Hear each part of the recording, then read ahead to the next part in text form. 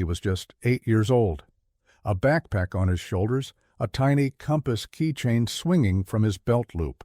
1 second, Noah was chasing fireflies at the edge of the Blue Ridge Mountains. The next, he had wandered too far into the trees and was gone. No screams, no answers, just silence and a broken whistle lying in the dirt. 10 years later, deep in those same woods, a ranger finds a boy stumbling out of the shadows, thin, pale, clothes torn, clutching that same compass in his hand. And the first words he whispers are not his name, but a plea. "Please, take me to my mom." This is the story of a child who vanished into the woods, of a mother who refused to stop searching, and of the secrets the mountains tried to keep hidden.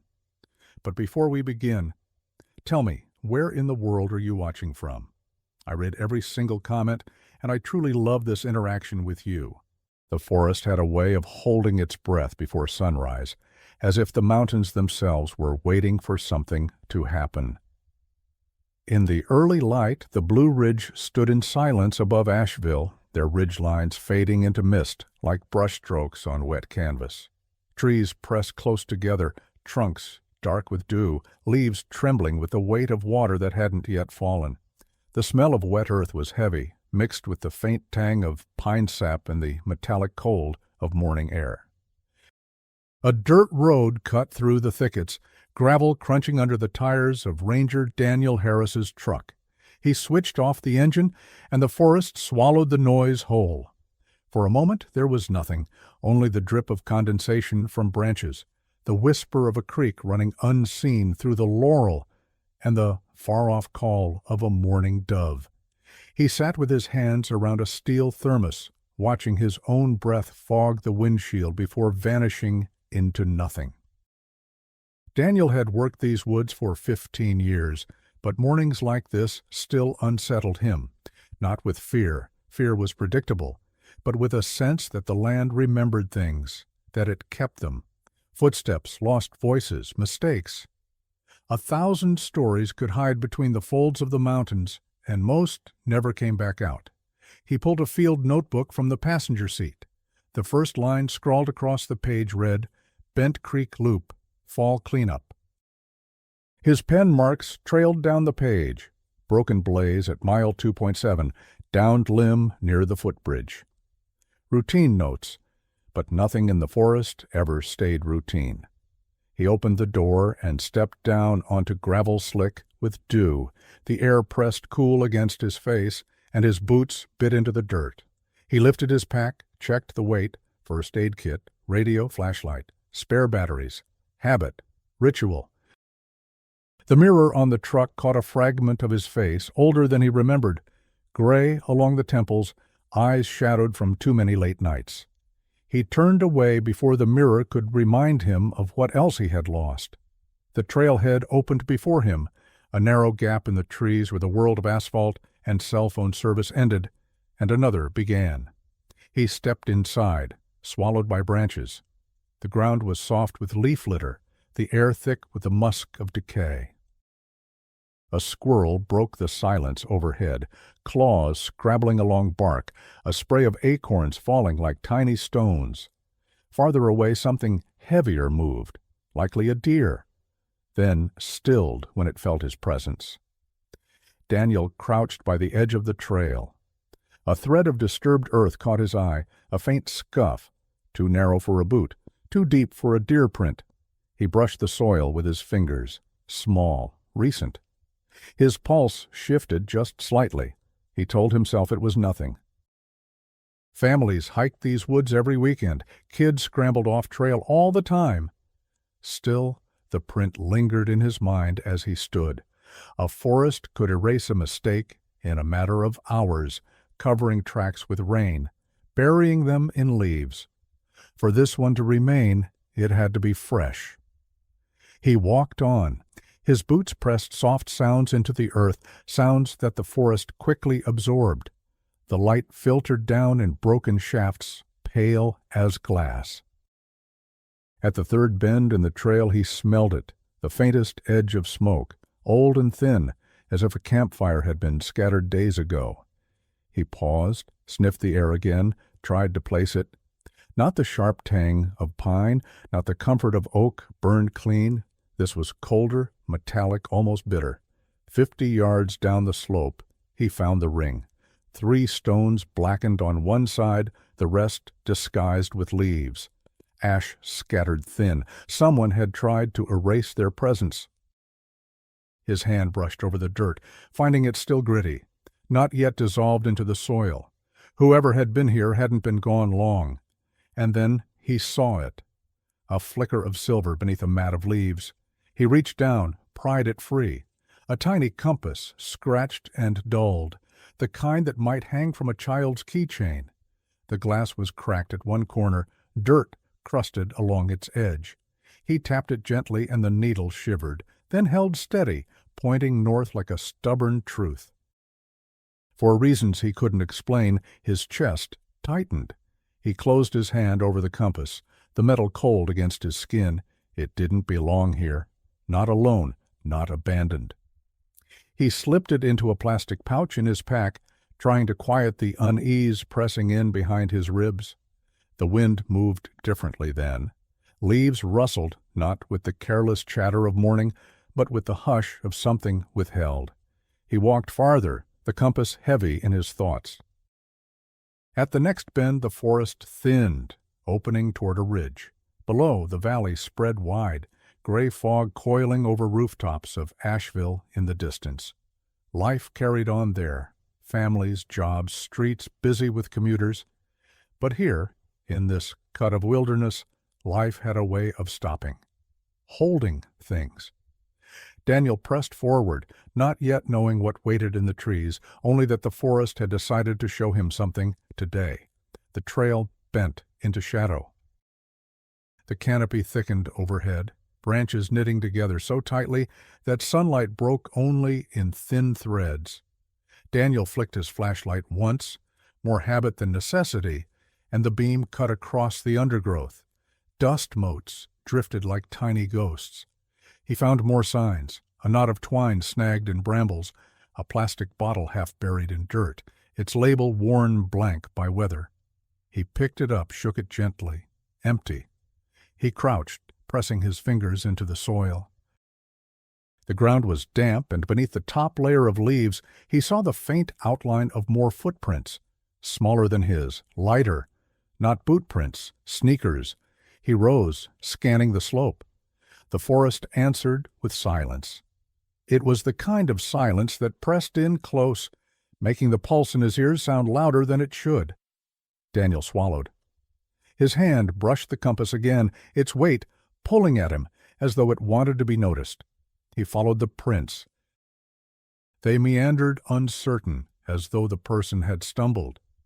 The path veered toward an old service road choked with weeds, a forgotten cut through the forest. He stepped onto it, gravel loose beneath moss, the smell of rust in the air.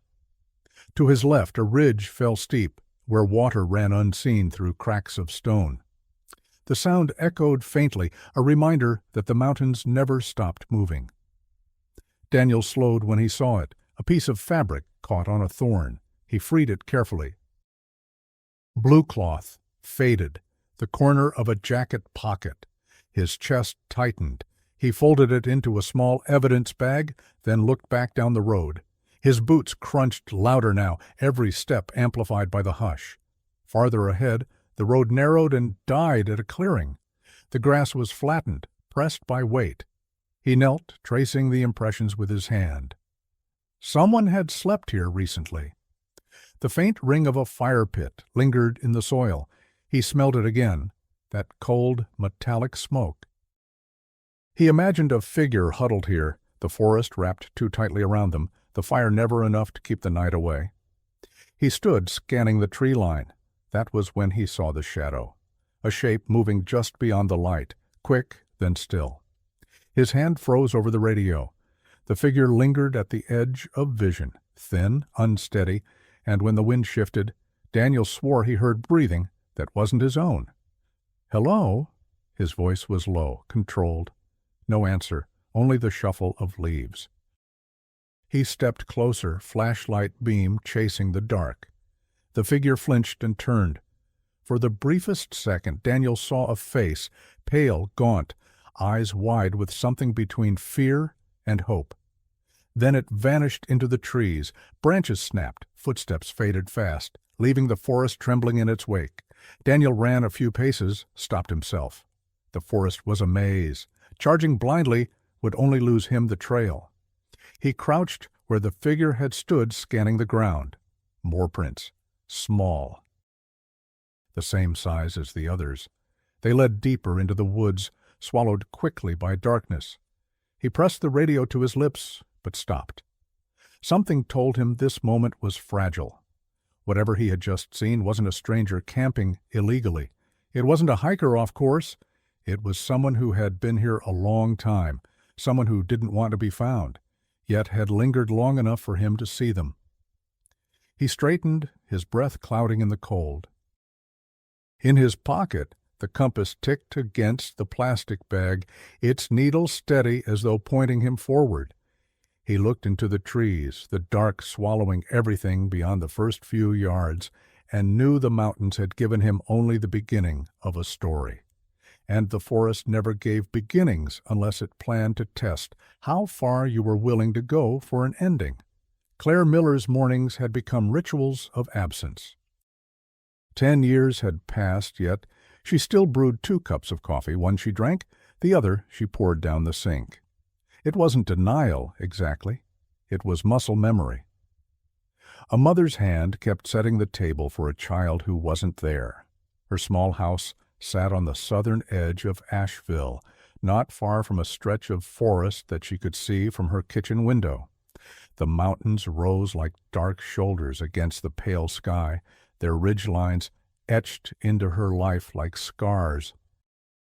She hated them, and she loved them. They had stolen her son, Noah, and yet they were the last place he had been alive in her sight. She worked mornings at a local cafe called Maple and Main, a narrow brick building with checkered floors and the constant smell of butter. She wore her hair-tied back apron crisp, her smile ready for the customers who had learned long ago not to mention the boy. Still, some of them slipped. A regular would glance at her, hesitate, and then say softly, "Still no news, Claire?" And she would swallow her answer like medicine and shake her head. Noah had been 8, curious, restless, always trailing questions like a kite string. He loved baseball cards, hated math homework, and carried a tiny compass keychain everywhere he went.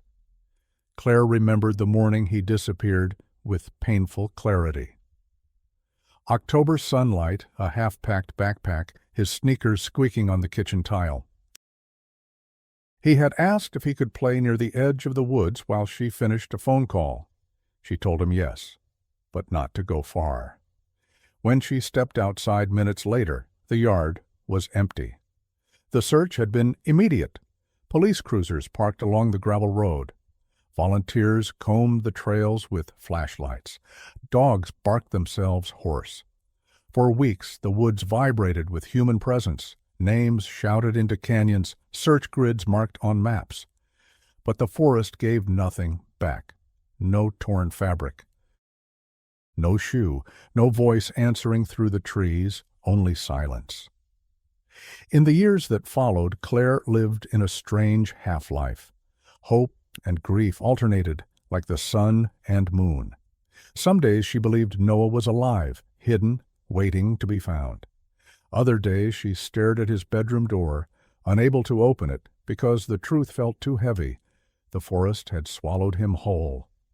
The bedroom remained untouched. Baseball posters on the walls, a Lego set frozen mid-construction. The compass keychain's twin, hers, resting on the dresser. She cleaned the room every Sunday morning, dusting the shelves as if preparing it for his return. Neighbors called it unhealthy, but Claire called it survival. Her only anchor was routine.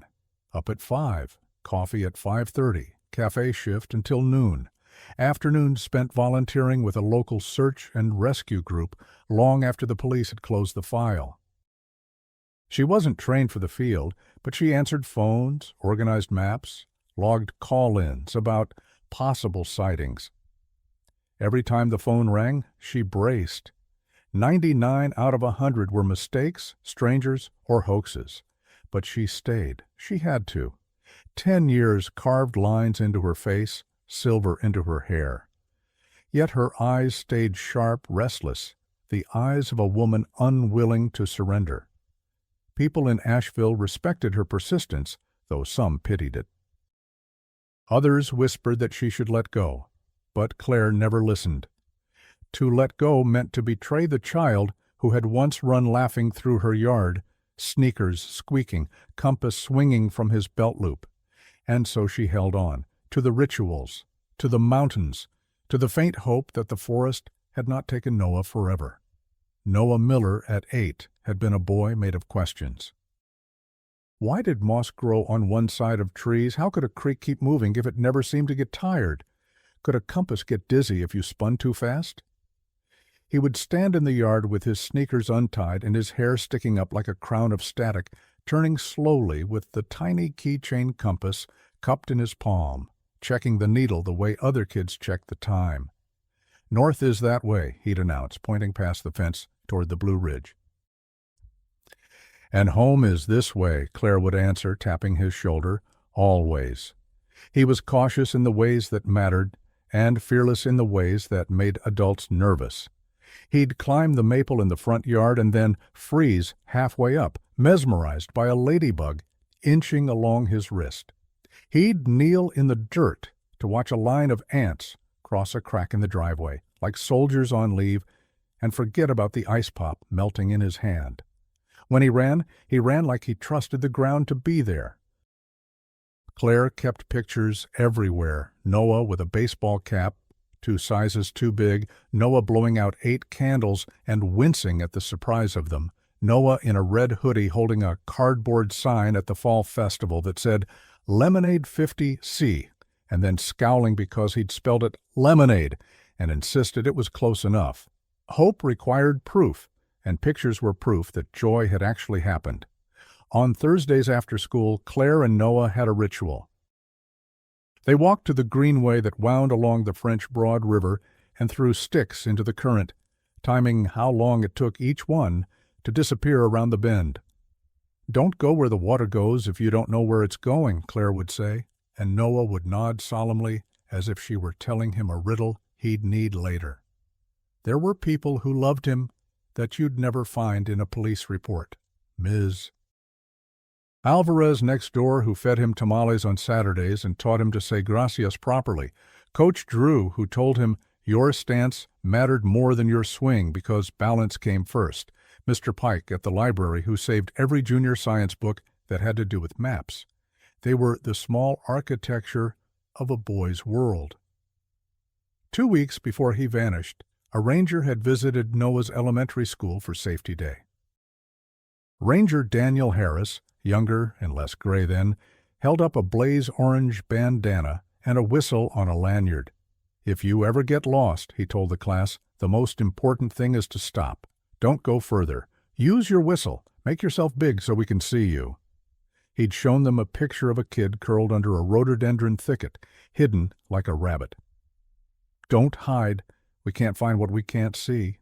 Noah had gone home chanting, "Stop, whistle, big, stop, whistle, big," like a game. Claire bought him the whistle. He wore it for exactly 2 days before the shrill sound drove her cats under the couch, and she asked him to keep it for emergencies only. He kept the compass instead, a gift she'd found at a yard sale years earlier because it reminded her of road trips with her own father. "This needle tells the truth even when you don't want to hear it," her dad had said. The metal had warmed in Noah's hand, and something in him had believed that truths could be that small and that simple. There were fragilities, too. He hated the dark hallway between his room and the bathroom because the nightlight didn't reach the middle. He refused to sleep without the blanket his grandmother had crocheted, the blue one with the pilled corner. He still said ambulance instead of ambulance and got embarrassed when people laughed. None of this would stop a forest. But it was who he was. On the morning he disappeared, the world was ordinary in the way it only seems in hindsight. Toast, backpack, shoes squeaking. Claire took a call from her manager at Maple and Main about a vendor delivery. Noah asked if he could go to the edge of the yard where the trees began. "Just the edge," she said, covering the phone with her hand. "I mean it." He nodded, the whistle clipped to the belt loop, the compass in his pocket, a promise in his mouth. Just the edge. Grief turns minutes into villains. The call lasted 4 minutes. She knows because she has re-listened to the voicemail from the vendor that followed, the one with the timestamp that convinced her the universe had a clock and it was cruel. When she stepped onto the porch, the trees were still. The edge of the yard was empty. The whistle lay near the fence. The lanyard snapped. The compass was not there. In the first month, Claire learned a language she never wanted. Grid search, scent article, containment, lockout. She learned how to stare at a map until lines swam. She learned how strangers can become family because they're willing to walk with you toward the worst thing you can imagine. She learned how to sleep without sleeping. When the official search ended and the volunteers thinned and casseroles stopped arriving on her stoop, she learned how to be alone with a silence that wouldn't end. The boy who didn't come home didn't disappear from Claire's day. He was everywhere. In the cereal aisle where she bought the same brand he liked, in the song on the radio that he used to mangle the words to, in the empty front seat he used to kick. She found a small stone in his pocket one day while doing laundry, weeks after he was gone, and sat on the floor holding it like it had answers. 10 years made her efficient at survival. It did not make her okay. She'd stand in his room on Sunday mornings with a dust cloth and talk out loud. "I fixed the wobbly leg on your desk. Ms. Alvarez said hi. The Maple crowd liked the pecan pie again." Talking kept the air moving. She told herself if the air moved, the room wouldn't become a tomb. She avoided anniversaries she couldn't handle, the day he went missing, his birthday, the school's fall festival. But some dates caught her anyway. A boy walking past the cafe with the same gait. A name called out that sounded like Noah. The gasp she couldn't swallow back when a kid's laugh slipped under the doorbell chime and broke her. People tried to help. Some sent letters with theories. A few sent prayers folded in paper cranes. One woman returned a backpack she thought was Noah's. It wasn't. A man from 2 counties over insisted he'd seen a teenager who looked just like him buying soup at a gas station at midnight. The security footage showed a stranger with the wrong eyes. There were hoaxes, too. She learned how quickly hope can curdle into fury. What Claire never expected, because it was too much like a scene from a movie to fit inside a real life, was that the person who would eventually name her in the present tense would be the same ranger who taught her son how not to get lost. The day that began to change everything was not special. The cafe was short-staffed. The espresso machine was moody. Claire burned her thumb on a tray of croissants and swore softly enough that the regular in the corner pretended not to hear. Rain threatened, and then decided against it. At 11:30, the lunch rush thinned. She took a breath, leaned against the counter, and let herself look out the window the way she used to when Noah would wave at her from the sidewalk, with his backpack bouncing and his smile too big for his face. Her phone buzzed on the shelf below the register. Unknown number. She almost let it go to voicemail. She almost didn't move. But 10 years had trained her to answer anything from anyone at any time. She wiped her hands, picked up. "Maple and Main, this is Claire." The voice was low, careful. "Ms. Miller, this is Ranger Daniel Harris, Pisgah District. I'd like to talk to you in person if you can come by the station." Her mouth went dry. She stared at the espresso machine as if it could tell her the right thing to say. "Is something wrong?" A pause that felt like someone choosing words with tweezers. "We found something during maintenance on Bent Creek Loop this morning. It may be nothing, but I think you should see it." What is it? The question came out thinner than she meant. Another pause. I'd rather show you when you get here. Claire felt the room tilt. The coffee grinder hummed. A bell jingled as someone left, the door sighing shut. She pressed her palm flat on the counter to stop the world from listing. I'm on my way. She hung up, told the barista on shift she had to go, and walked into a day that had the wrong color. The mountains were darker than they should be. The sky was too bright. She pulled her keys from her apron pocket and realized her hand was shaking. She wasn't ready. She had been ready for 10 years. Driving to the ranger station, she rehearsed every outcome. A shoe, a piece of cloth, a false alarm. A cruelty disguised as hope. She promised herself she wouldn't cry in front of the ranger who had stood in her son's classroom and taught a roomful of kids how to be found. At the light before the station, a group of high school boys crossed in front of her hood, backpacks slung low. One of them was tall and thin the way teenagers are right before they grow into themselves.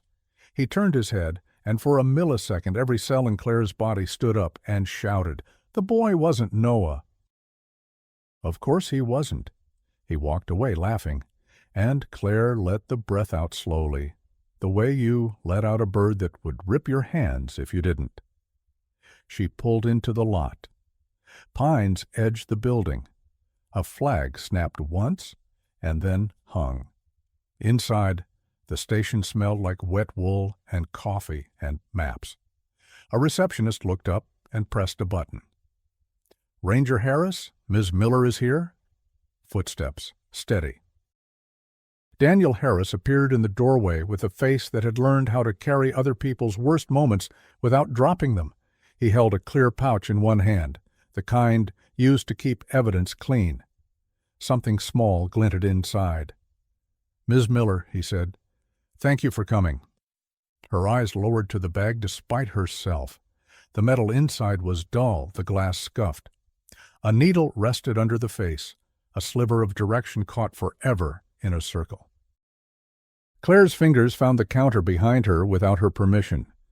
Her voice was a whisper that had crossed a decade to reach this room. Where did you find that? In a wash near Bent Creek, Daniel said. I can't promise what it means, but I thought you should see it first. She reached for the pouch, stopped, then reached again because stopping had cost her 10 years already. The object was heavier than she remembered. The engraving along the rim was shallow and worn, but still there. A cheap tool's attempt at permanence. N.M. Claire looked up. The room tightened around the edges. This belonged to my son. Daniel nodded once, a small admission that the world had just tilted for both of them. He opened his mouth to say something measured, responsible. A radio crackled down the hall. A voice, breathless, broke across the static. Unit 3 to base. Possible contact near Marker 7. Repeat, possible contact. Teen male says he needs help finding his mom. Claire's hand closed around the compass so hard the plastic protested. The needle didn't move. The call didn't end when the radio went silent. It stretched like a cord still vibrating in the air, thick enough for Claire to hear her own pulse through it. Ranger Harris was already moving, his boots echoing down the hall, the evidence pouch still in her hands. She followed without thinking, every step hollow, her chest caught between collapse and fire. Outside, the station yard smelled of gasoline and damp pine. Trucks sat ready, radios hissing. A deputy leaned out of a vehicle and barked, Marker 7, that's the Bent Creek Spur. Harris waved him silent and keyed his radio. Unit 3, this is Harris. Confirmed description. Static spat back. Then, male, approximately late teens, thin, clothes torn, keeps repeating he needs his mom. We've secured him at the clearing. Claire's knees buckled so fast she had to grip the doorframe. 10 years of images, Noah's small hand in hers, the bedroom waiting untouched, the compass she'd just been shown, compressed into a single sentence. Teen male. Needs his mom. She wanted to run, but Harris caught her arm gently. His voice was measured, but his eyes weren't. Ms. Miller, I need you to let us confirm. We don't know who he is yet. Her throat burned. If it's him, I'll know. The ride out was a blur of forest closing around the truck, tires spitting gravel. Rain began thin, more like a mist rising from the ground than falling from the sky. The windshield wipers smeared the gray. Claire's hands twisted the fabric of her jeans until the threads dug crescents into her palms. Harris drove with both hands on the wheel, jaw tight, eyes fixed forward. The radio crackled updates. Subject calm but disoriented, refuses water, asking for his mother, no ID found. Claire pressed her fist to her mouth, stifling the sob that wanted to tear loose. When they reached Marker 7, the forest was a wall of damp silence. Trucks lined the dirt spur. Figures moved with radios and flashlights, though the day had not yet gone dark. Harris cut the engine and turned to Claire. "Stay here until I say." She shook her head. "Don't ask me to do that." But before either could argue, a sound drifted through the trees, not the low voices of rangers, not the hum of radios. A voice higher, raw, and familiar in a way her body knew before her mind accepted. Mom. Claire's breath shattered. She ran. Branches clawed her sleeves, mud clutched her shoes, but she didn't stop. Harris cursed and followed, but the forest didn't matter anymore. 10 years collapsed into each pounding step. In the clearing, floodlights painted the rain silver. A boy stood surrounded by rangers, too thin, too pale, his clothes torn and hanging. His hair was longer, his face sharper, but his eyes, those wide, searching eyes, were the same ones that had looked up at her in the yard the morning he disappeared. Noah. The word broke out of her like a prayer. His head snapped toward her, and for a heartbeat he froze, as if afraid the vision might vanish. Then he moved, stumbling, then running, and she caught him before he fell. His arms were bone and tremor around her, his voice muffled against her shoulder. "Mama, I found you." Yeah, the world tilted. Claire held on, like the forest might take him again if she loosened her grip. Harris looked away, giving them seconds that felt stolen. Radios hissed, men shifted, but for once the mountains did not interrupt. When Claire finally pulled back enough to see his face, she whispered, "Where have you been?" Noah's lips trembled. His answer came thin, almost a secret. "He told me I couldn't leave." The clearing went still. Harris stepped closer, voice level. "Who told you, Noah?" The boy flinched, eyes darting to the trees. Rain slid down his cheek like sweat. He didn't answer. Instead, he reached into the pocket of his torn jacket and pressed something into Claire's hand. She looked down. A scrap of paper, brittle with age, the ink smeared but legible enough. "Stay quiet. They're not safe." Claire's skin went cold. She folded the paper quickly, hiding it from the circle of rangers. Her eyes met Harris's, and she knew he'd seen the fear that flickered there. This wasn't just a boy returned. This was a story that had been hidden in the woods for a decade, and someone had written its rules. The clearing should have felt like salvation, but instead it hummed with unease. Rangers spoke in clipped tones, cataloging Noah's condition: malnourished, dehydrated, shoes worn through. A paramedic knelt to check his vitals, but the boy kept his fist locked around Claire's sleeve, refusing to let go. His eyes darted from face to face, suspicion flickering in every glance. When Harris crouched to Noah's level and asked softly, "Can you tell us who you've been with?" The boy shook his head violently. His voice rasped. "I can't." He said not to. Claire brushed damp hair from his forehead. "It's okay. You're safe now." Noah's gaze flicked to the tree line. "Not here." "Not with them listening?" The words chilled Harris. He exchanged a look with Claire, but kept his tone neutral. "We'll take you somewhere safe to talk. No one will hurt you." The boy nodded, but his grip on Claire didn't loosen. Even as they guided him to the truck, his eyes scanned the forest as if expecting it to move. At the ranger station, the strangeness only deepened. Noah refused food at first, staring at the sandwich like it might betray him. He asked for water only after Claire sipped first. He flinched when the fluorescent lights flickered, whispering, "Too loud." A detective from Asheville PD arrived, notebook ready. "We'll need to ask him some questions," he said carefully. Claire bristled, but Harris put a hand on her shoulder. "We'll take it slow." The first question seemed harmless. "Noah, do you know what year it is?" He hesitated, brow furrowed. "It was 2013. The detective glanced at Harris. Claire's heart clenched. She squeezed her son's hand. "It's 2023, sweetheart. You've been gone a long time." Noah blinked, then looked down, shame clouding his face. "I didn't know. We didn't have calendars, just the trees." The detective tried again. "Who kept you there?" Noah's lips pressed tight. His hand went to his pocket again, but Claire had already taken the note he'd given her. He whispered, barely audible, "He said if I talked, he'd hurt you." Claire's stomach dropped. She forced calm into her voice. "Who, Noah?" But the boy only shook his head, tears gathering. That night, while Noah finally slept on the cot in the ranger station infirmary, Claire sat with Harris in his office. The note lay between them on the desk. Its paper was yellowed, edges frayed, but the words remained, "Stay quiet, they're not safe." Harris rubbed his temple. If this was written recently, the ink wouldn't look this aged. This has been with him for years.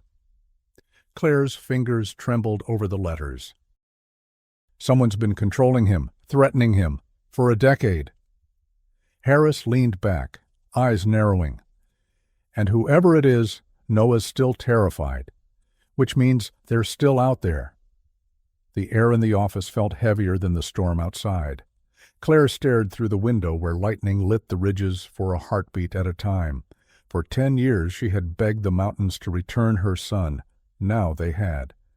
But he hadn't come back alone. He had brought shadows with him. When dawn broke, the first rumors began. A hiker claimed he'd seen a boy near a hunter's shack weeks ago. A retired mailman insisted he remembered a man buying groceries late at night with a nervous kid at his side. None of it lined up cleanly, but every story scratched the same itch. Noah hadn't been invisible all these years. People had seen pieces. They just hadn't recognized them. And now that he was back, pieces were surfacing everywhere, like a puzzle dumped on the table after years in the dark, edges curling, image unclear. The strangest part wasn't what Noah said. It was what he refused to say. Because every time someone asked who had kept him, his eyes drifted not to the forest, but to the town beyond it. The days after Noah's return blurred into a strange half-light, equal parts relief and suspicion. Claire refused to leave his side, as though any absence might tempt the forest to reclaim him. Yet every conversation with her son left more questions than answers. Detectives interviewed him carefully, trying to tread the line between urgency and trauma. "Did you live in the woods all this time?" one asked. Noah's eyes fell to the compass on the table. The metal scratched, its needle steady. He whispered, "Not always the woods. Sometimes a house, sometimes a shed, but never mine." Claire tightened her grip on his hand. "Whose house?" But Noah shut down, shoulders curling, eyes darting to the corners of the room like he expected someone to step out of the shadows. Harris, watching from the doorway, caught Claire afterward. "He's protecting someone, or he's protecting you from knowing." Meanwhile, Asheville hummed with rumor. The cafe where Claire worked buzzed with customers whispering about the boy who had reappeared. "I heard he was found in a cave," one woman said. Another leaned closer, voice low. "No, it was a cabin. Belonged to that old hermit Gray. You know the one." The name kept surfacing. Thomas Gray, the recluse who lived deeper in the mountains. He was known for avoiding town, for keeping to himself, for never answering the knock when deliveries came. Most thought of him as eccentric. A few muttered darker theories now that Noah was back. Harris decided to follow the thread. He drove out with another ranger, the road narrowing until it was little more than dirt scarred by rain. Gray's shack sat hunched under hemlocks, roof sagging, smoke absent from the chimney. They knocked. No answer. They circled the property. The windows were shuttered, but a padlock on the shed out back was new, the metal too shiny against the rot.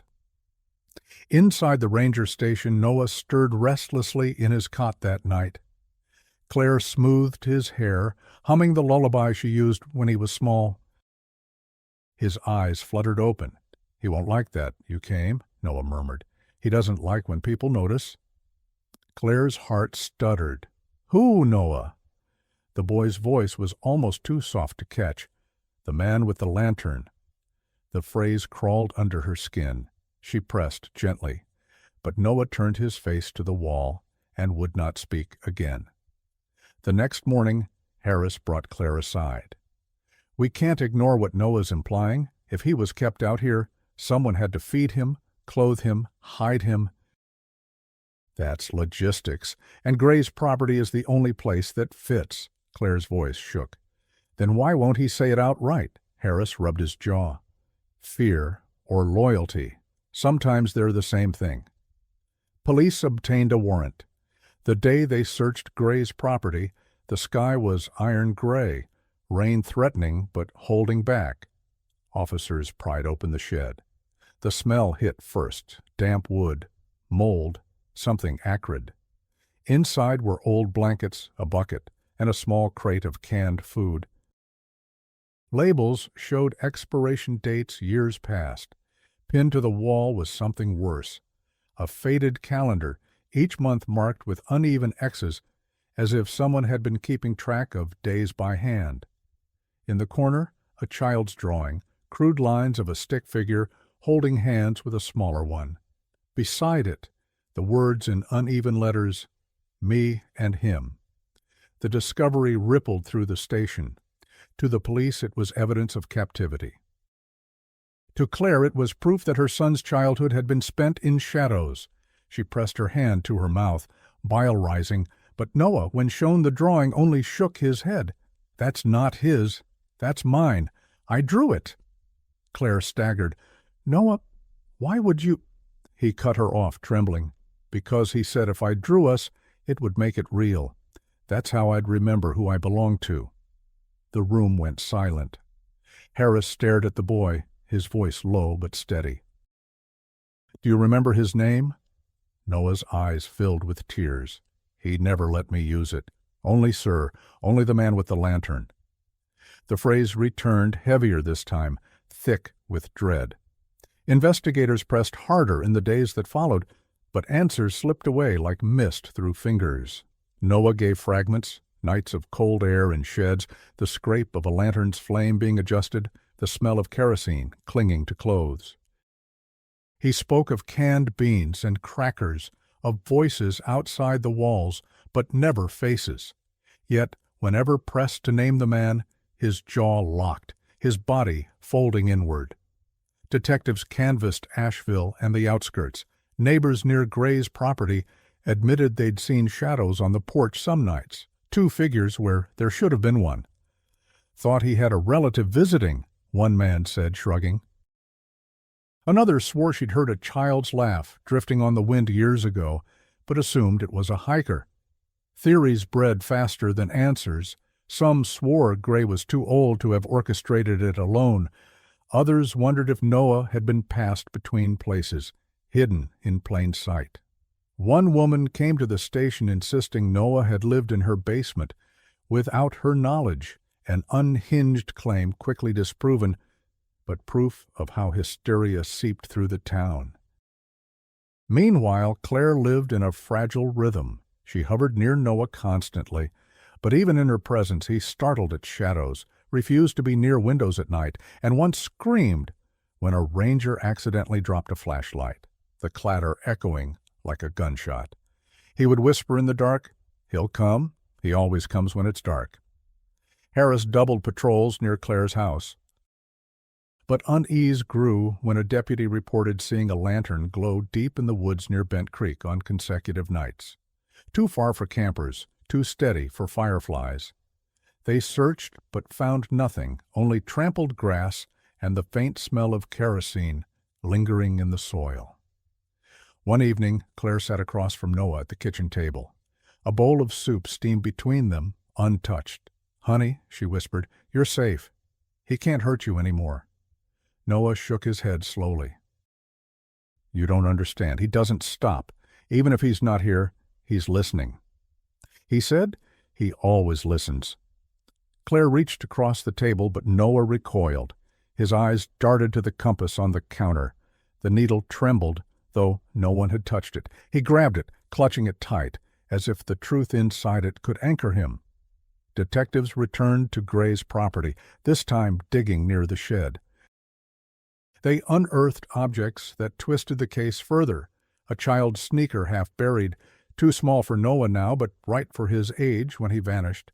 A box of journals filled with disjointed notes about keeping him safe from the others. And most chilling, a list of dates scribbled in pencil, dates that matched milestones in Noah's life. His birthday, the day he disappeared, the day he turned 13. But handwriting analysis was inconclusive. The scrawl was shaky, aged. It could have been Gray, or someone else entirely. Then came the cruelest twist yet. Gray himself was missing.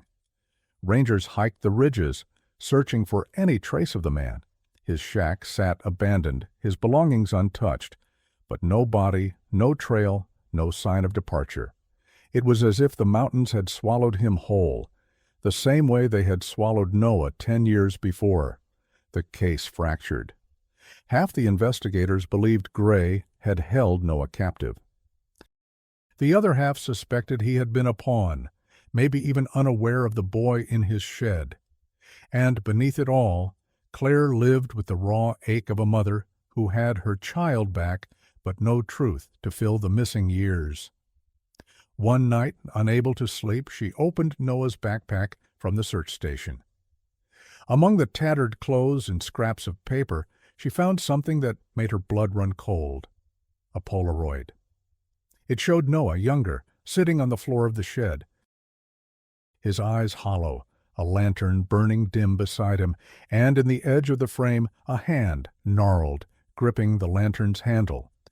She pressed it against her chest, heart hammering, and knew this was only the beginning, because the mountains don't give back secrets without asking for something in return. The Polaroid sat on Claire's lap like a living thing. The lantern's dim glow frozen in the photograph seemed to pulse in rhythm with her heartbeat. She couldn't look away from the gnarled hand clutching the handle, the skin wrinkled but strong. It was proof, not just of Noah's captivity, but of someone's deliberate choice to document it. Detectives handled the photo with latex gloves, murmuring about evidence chains and fingerprint dusting, but Claire's focus never left her son. Noah watched her carefully, his eyes flicking to the picture and back again, his body taut with dread. "Sweetheart," she whispered, "was this him?" Noah didn't answer. His lips pressed into a line, his shoulders hunching. Finally he nodded once, small and tight, like a secret escaping without permission. The detectives erupted with questions. "Do you recognize the hand? Was it Thomas Gray? When was this taken?" Noah recoiled, shaking his head violently. Claire stood, her voice sharp. "Enough. He's not a suspect to interrogate. He's a child who survived." The room quieted, but the question hung heavy. If not Gray, then who? That night, Harris drove Claire and Noah home, the compass sitting on the dashboard between them. Rain blurred the windshield, each drop catching the glow of passing street lamps. Noah clutched his blanket, blue, frayed at the corners, like a shield. Halfway home, he spoke without looking up. He wasn't always alone. Claire turned sharply. "What do you mean?" Noah's voice was soft, as if speaking louder might summon ghosts. Sometimes there were others, men who came and left. They didn't stay long, but he was always there, watching, with the lantern. The words chilled Harris more than the rain. If true, Noah's captivity wasn't the act of a solitary hermit. It was part of something larger, something threaded through the town's quiet edges. The revelation shifted everything. Investigators re-examined missing persons cases from the last 20 years. Some details aligned. Campers vanished near Bent Creek. Hikers reported strange lights at night. One teenage runaway never seen again. A pattern emerged, faint but undeniable. Meanwhile, Noah's memories sharpened in fragments. In sleep, he muttered about basements, about chains that weren't chains, about a man humming an old country song while oil hissed in the lantern glass. Claire sat awake by his bed, every word carving into her. The break came when Harris returned to Gray's abandoned shack to search again. Under a loose floorboard, he found a notebook. The cover was warped, pages swollen from damp. Inside were messy scrawls, half diary, half confession. One line repeated, "Keep him quiet. They're watching." Another, "If the boy speaks, it all falls." But the most damning page listed names. Some were crossed out. At the bottom, one was circled 3 times. Miller. Harris stared at it, the pencil still faintly smudging his fingers. The name wasn't just coincidence, it was Claire's. When he brought it to her, Claire's hands shook. "Why would my name be here?" Noah's reaction was worse. He saw the page and went pale, whispering, "He said you'd never believe me, that you'd think I was crazy. That's why he wrote it down, so I'd stay scared." Claire pulled him close, but her own stomach churned. If her name was on that list, then this wasn't only about Noah. It was about her, too. The true Rivera-Volta came 2 nights later. A deputy stationed outside Claire's house spotted a faint glow deep in the tree line. Lantern light. He called it in, but by the time officers reached the ridge, nothing remained. No footprints, no fire, only the sour smell of kerosene hanging in the damp air. That night, Noah woke screaming. Claire rushed to him. He clutched the compass so tightly it cut into his palm, blood speckling the glass. His eyes were wild. "He's here," Noah cried. "He never left. He said he'd come when the light goes out." The house shuddered under a gust of wind, the lamps flickering once, twice, then dying. Darkness swallowed the room, and in that silence, from somewhere beyond the yard, a lantern hissed to life. The lantern glow outside pulsed like a heartbeat, throwing shadows that stretched long across the yard. Officers scrambled, flashlights cutting the dark, radios erupting with static. Claire pulled Noah against her chest, whispering his name like a shield. Harris moved to the window, weapon drawn, his voice steady but low.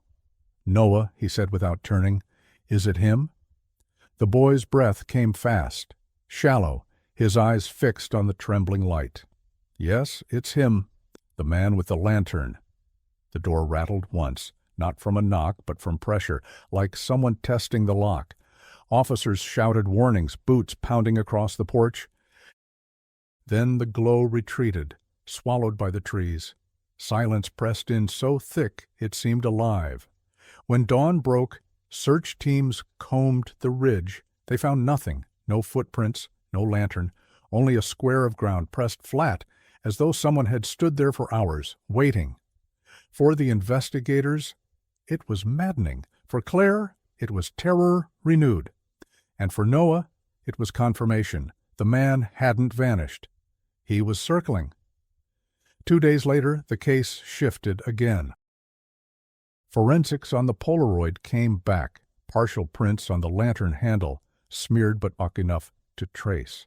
Not Gray, not any known offender in state databases. But the technician's voice trembled when she gave the report.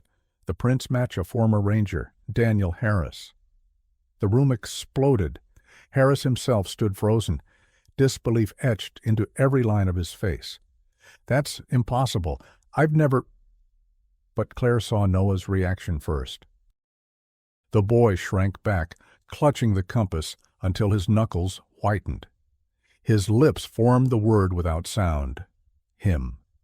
"No," Claire whispered, her voice breaking. "It can't be." Interrogations followed. Harris swore the evidence was planted.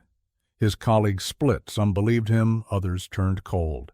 The department suspended him pending investigation. Claire wanted to trust the man who had brought her son back, but the Polaroid and Noah's fear spoke louder than his protests.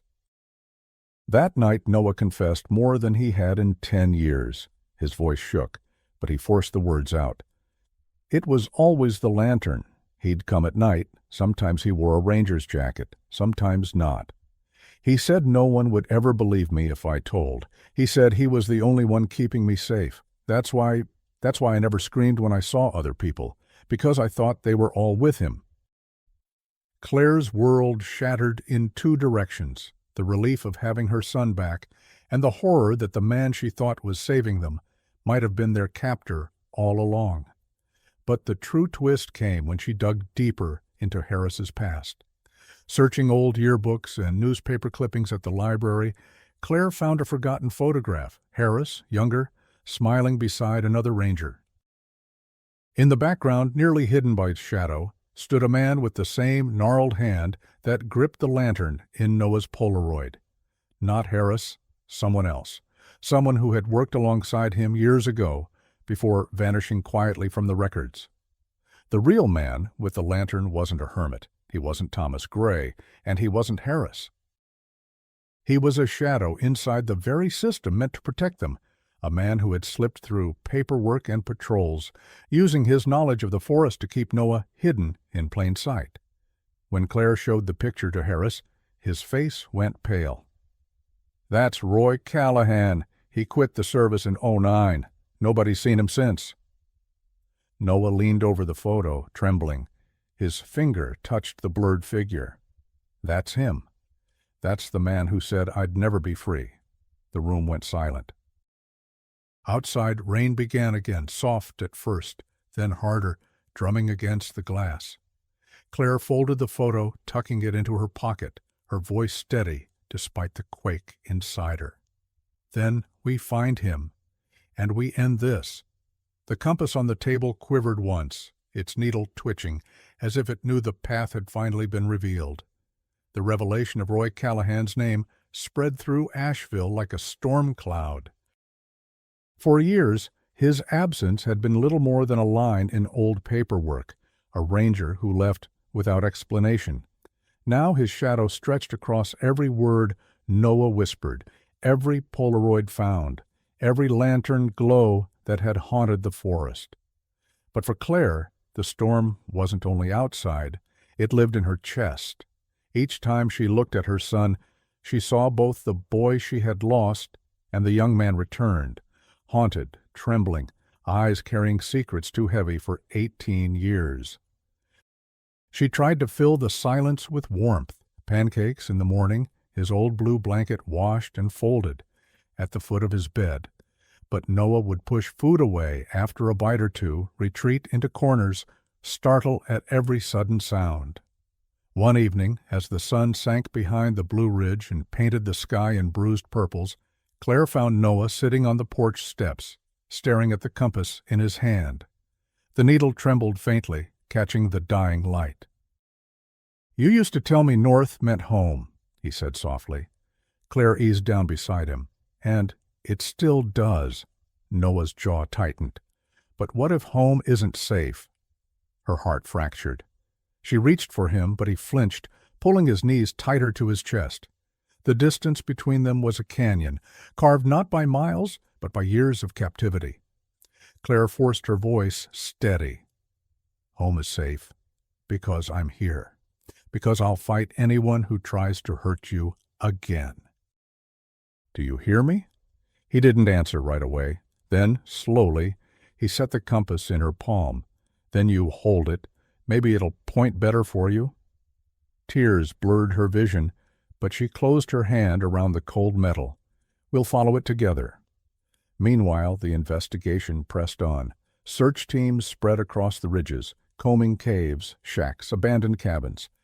Lantern fuel cans were discovered buried near old fire rings, maps with penciled notes marking isolated clearings. Yet Roy Callahan remained a ghost. Each clue pointed forward, but never to him. Harris, reinstated after his name was cleared, sat with Claire one night at the station. "We may never catch him," he admitted quietly. "Men like Callahan know how to disappear. They live in the cracks."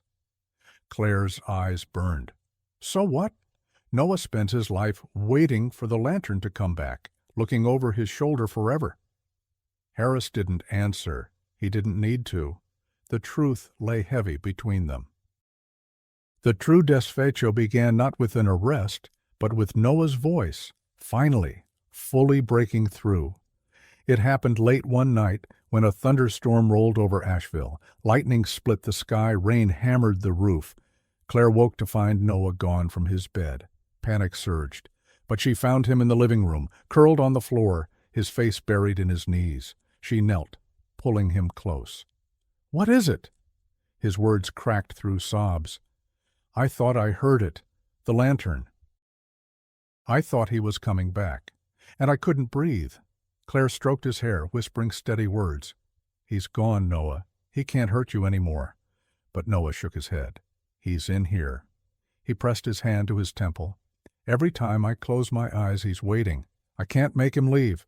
The raw truth cut deeper than any evidence. The real prison wasn't the shed or the forest.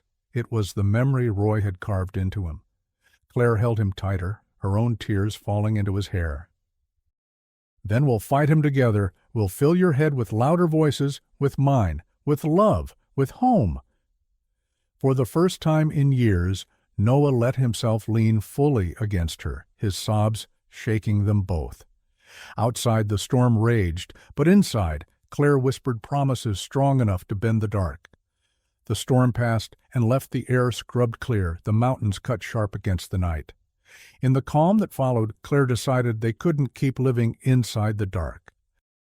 The next afternoon she asked Harris for one request that made him frown and then nod. "Take us back to Marker 7, she said. "Not for the case, for us." They went at golden hour, when the light is gentlest on hard places. Harris walked ahead and then hung back, giving mother and son the space the forest had denied them. The clearing was smaller than memory and larger than fear. Wind folded through the hemlocks with the sound of a distant ocean. Claire took Noah's hand and placed the compass in his palm.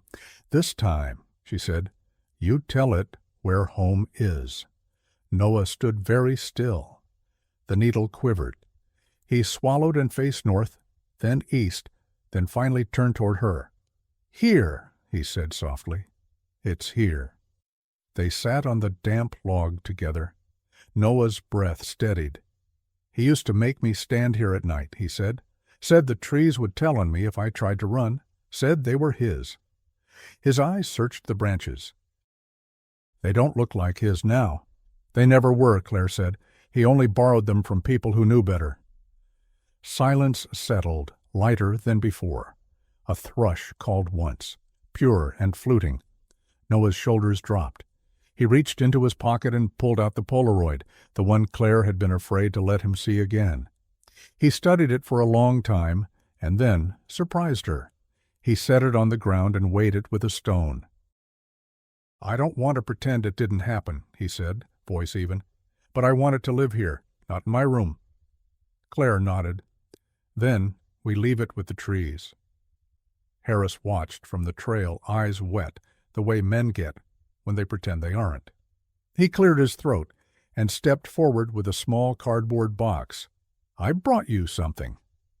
Inside lay a whistle on a clean lanyard and a blaze orange bandana, the same kit he'd shown a classroom years ago. "I should have found you sooner," he said to Noah, the apology simple, unadorned. "I didn't. I'm sorry." Noah turned the whistle in his hands. "You taught us to be found," he said. "I just forgot how." "Then remember now," Harris said, "and if you forget again, we'll remind you." That night, back home, Claire tried a new ritual. She cooked what Noah used to love, mac and cheese with too much pepper, broccoli charred on the edges, and didn't comment when he only ate 3 bites. After, they sat on the living room floor with a shoebox of old photos between them. They named the people Noah half remembered: Ms. Alvarez, who knocked at the door right then with tamales and tears; Coach Drew, who left a voicemail promising a glove that actually fit; Mr. Pike from the library, who sent a stack of maps with a note that said, "You'll write your own now." Later, when the house went quiet, Noah hovered at the threshold of his room. He pressed the heel of his hand to the doorframe like a diver considering the jump. "It smells the same," he said, surprised and uncertain, "like laundry and crayons." Claire smiled. "I vacuumed the carpet and then gave up. I wanted it to smell like crayons forever." He stepped inside. Everything was smaller than it should have been. The posters, the bed, the desk. Time had shrunk nothing. It had outgrown it.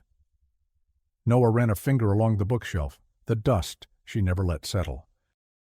He found the twin compass she'd kept, duller than his, its needle stubborn as ever.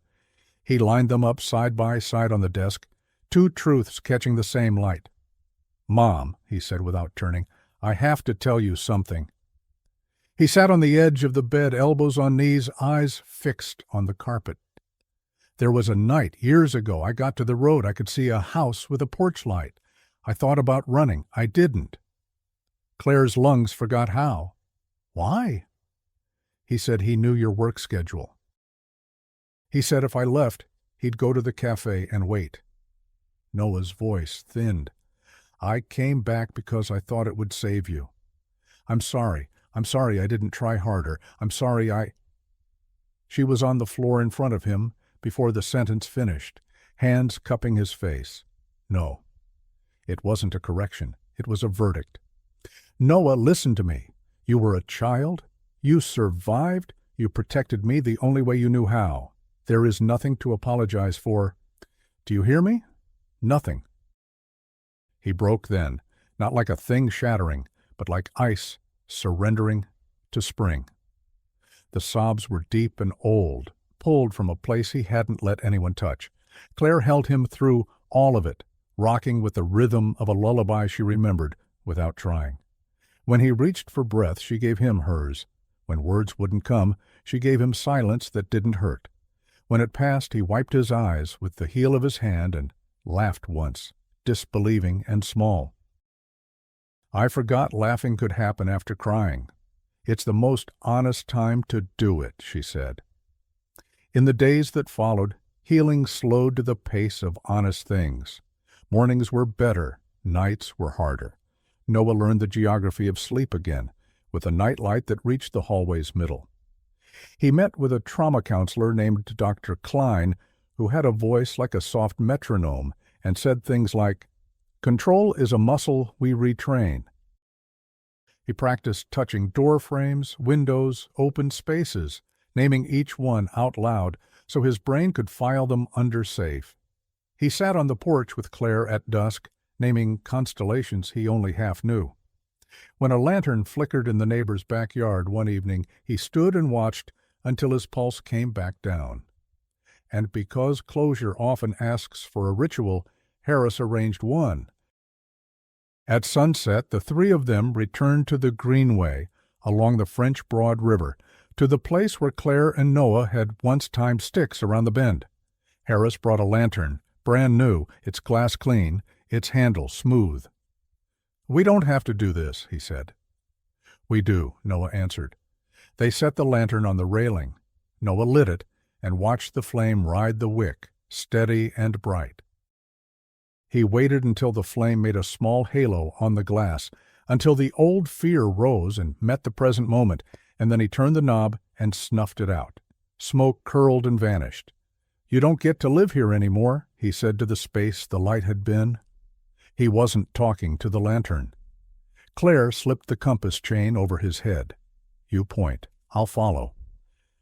They stood there long after the light went, the river keeping its own counsel, the sky making a slow trade from gold to blue. For a minute the world felt ordinary in the way that makes it bearable. The call came as they were walking back to the car. Harris's radio cracked to life, urgent but controlled. "Base to Harris. Units on Ridge 4 report fresh boot tracks in a cut north of Gray's shack. Spaced wide. Heavy. Spent lantern found nearby. Fuel can still warm." Harris met Claire's eyes. Noah's hand tightened around hers. "How far?" Harris asked. "Less than a mile," the voice said. A pause then, "And we've got something else, carved into a hemlock at the clearing. One word." Static hissed, then cleared. "Miller." The night pressed close, not like a threat this time, but like a curtain about to rise. The word carved into the hemlock, Miller, hung over them like an unfinished sentence. It wasn't just a name, it was a claim. It told Claire that Roy Callahan, or whoever the man with the lantern truly was, hadn't finished his story. He was still writing it, letter by letter, into the skin of the forest. But for Claire the choice was clear. She could not live the rest of her life waiting for the lantern's hiss to return, nor could she let Noah be defined only by the years stolen from him.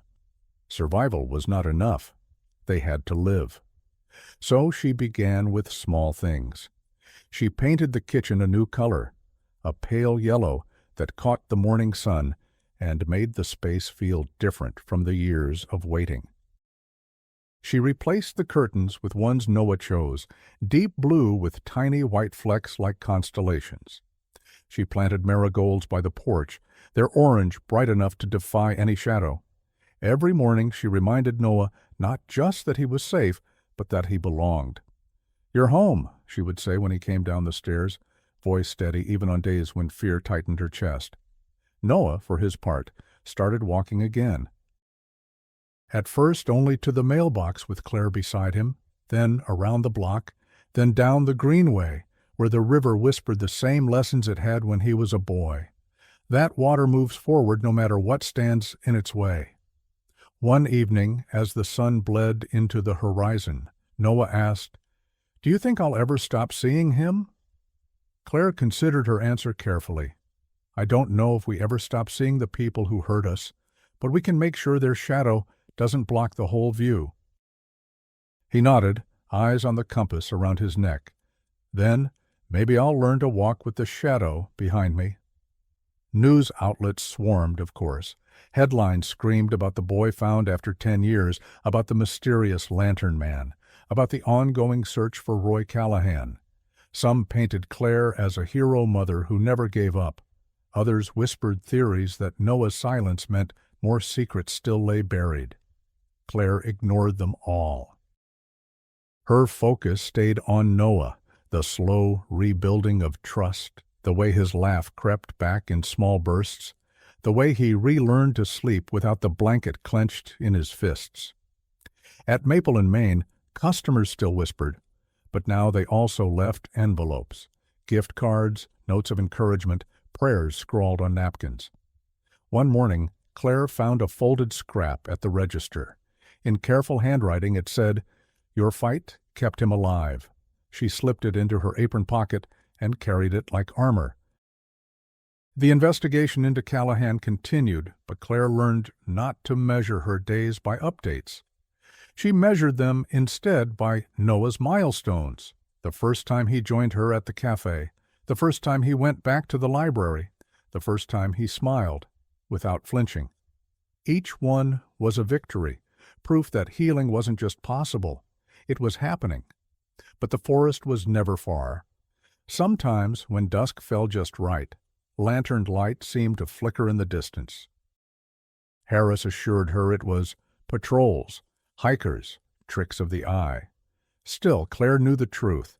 Some mysteries don't end neatly. They echo. And yet, echo or not, she refused to be afraid anymore. Months passed, and the seasons began to smooth the jagged edges of their lives. Autumn leaves blazed across the blue ridge, then gave way to winter's silence, then to spring's green insistence that life always returns. Each cycle reminded Claire that time could wound, but it could also stitch. One Sunday morning, she and Noah walked the same greenway where they had once tossed sticks into the French Broad River. The water glittered under the sun, tireless, endless. Claire carried 2 twigs and handed one to her son. "Ready?" she asked. Noah grinned faintly, the kind of smile that carried weight and light at once. "Ready." They dropped the sticks together. The current caught them, pulled them forward, and swept them around the bend. Noah leaned on the railing, watching until the water hid them from sight. "You used to say don't go where the water goes if you don't know where it's going," he murmured. Claire's eyes warmed. "And now I'll say this. Sometimes you have to trust the river. Sometimes forward is the only way home." He nodded slowly, his fingers brushing the compass at his chest. The needle quivered, caught north as always, but for the first time Noah didn't seem to need it. That night Claire sat by his doorway while he slept. The old fear still rose when shadows moved across the walls, but it no longer ruled her. She thought of the lantern's glow, of the threats carved into trees, of the word Miller etched into bark. She thought of the unanswered questions, the man still at large, the justice not yet found. And yet, in that quiet, she realized something. Survival was never the end of the story. Survival was the bridge. Healing was the destination.